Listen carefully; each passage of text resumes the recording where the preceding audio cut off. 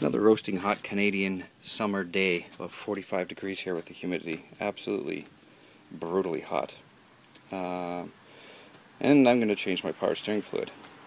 Now there's two ways to do it. There's a super easy way and an easy way.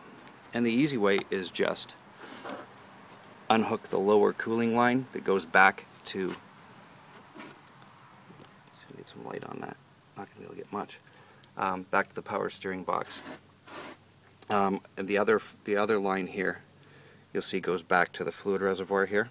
That's the one you don't unhook. Unhook this one that comes from the power steering gear. You can unhook this one down here, just unbolt the clamp, put that end into a 5-liter jug, empty 5-liter jug. Make sure your reservoir is filled, and then turn the car on for no more than 1 second.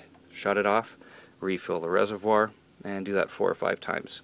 And then when the reservoir is filled, start the car, put the hose back on, start the car with the cap on, move the steering wheel back and forth, full lock to lock about 5 or 6 times to get the air out. Then check the fluid level and then bleed it 1 more time.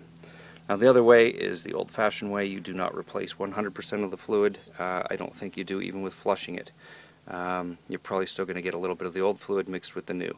So you can do the turkey baster method. And you don't have to start the car, you don't have to unhook the hoses.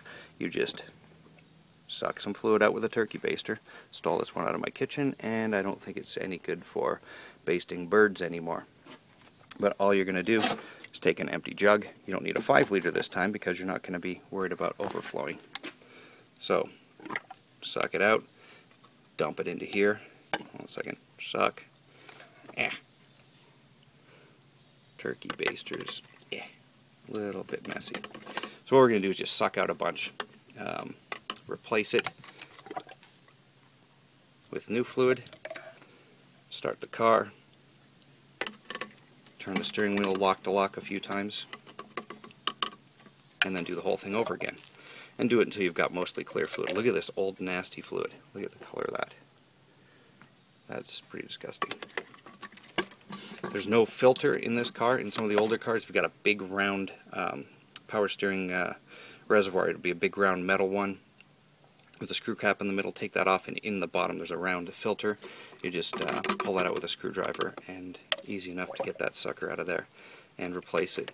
Fluid should probably be changed. Mercedes doesn't even recommend it in the manual, but change it every couple of years. It's like $10. The newer cars use a synthetic fluid. Anything after 2000, 2001, I think it is, uses synthetic. Anything through the 90s to late 90s, mid-90s to late 90s, you just use regular power steering fluid. It'll say recommended for Daimler, Chrysler, GM, Ford, European vehicles, whatever on the back. Older cars will use ATF, older Mercedes. But most of them you can drain this way. It's just like I said, you're sucking out the old fluid. And then, hold on a second, let's just get some more of this out of here. And get as much of the old stuff out as I can. And then fill with new. My turkey baster's kind of fat, so it doesn't go all the way down in there.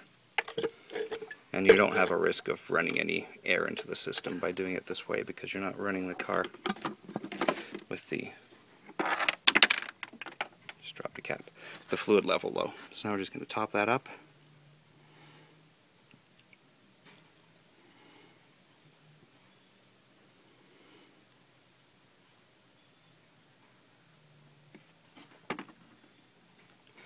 Where did I put the cap? Well, I don't need the cap on right now, actually. I don't have it. So I'm just going to start it and then move the steering wheel lock to lock a few times, and we'll do this again. I'll be right back. So with the engine on, after you've dipped and replaced, basted and replaced, between every basting and replacing, turn your steering wheel lock to lock a few times, and then go drain it out again.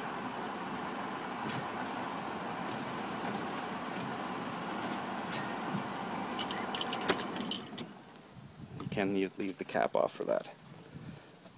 Okay, so this is the second time. Let's see what we got here. Doesn't look like it, but it is clearer. Hard to tell, but it's clearer. So we'll do this through the whole liter of fluid. And it should be much clearer by the time we're done at the end. as I say, this isn't the perfect method to do it. This is a very, very simple, easy 10-minute method of doing it. You're going to replace most of the old fluid with new fluid. You're not going to get all the old fluid out. But you don't run the risk of getting air into the system the way you do by flushing it the other way and making a massive mess. If you leave the car on for too long, more than a second or so, trust me, you'll pump all the fluid out of the system. All of it within a couple of seconds can be pumped right out. And you'll have air sucked into there. You could do some good damage. So, not a great idea. If it is the recommended way to do it by doing that way, but you just have to be very careful and know what you're doing. This way, yeah, you can't screw up. Anyway, I'll show you what it's like when they're all done. Okay, after basting and rebasting, I had to start on a second liter of fluid because it wasn't coming clean enough for me. So this is what we've got left in the reservoir now. There, that's 99% clear. Probably 90% clear. Let's not say 99, that's probably ridiculous. But most of the fluid is new. And if you change your fluid every couple of years, it won't matter. You don't have to get all the fluid out. Like I said, you can do it. You can unhook the drain hoses, drain it out, drain everything out of the steering box, and you're still going to end up with some leftover fluid in there. Anyway, this is the quick, easy turkey baster method of doing it, and it is perfectly fine to do it this way.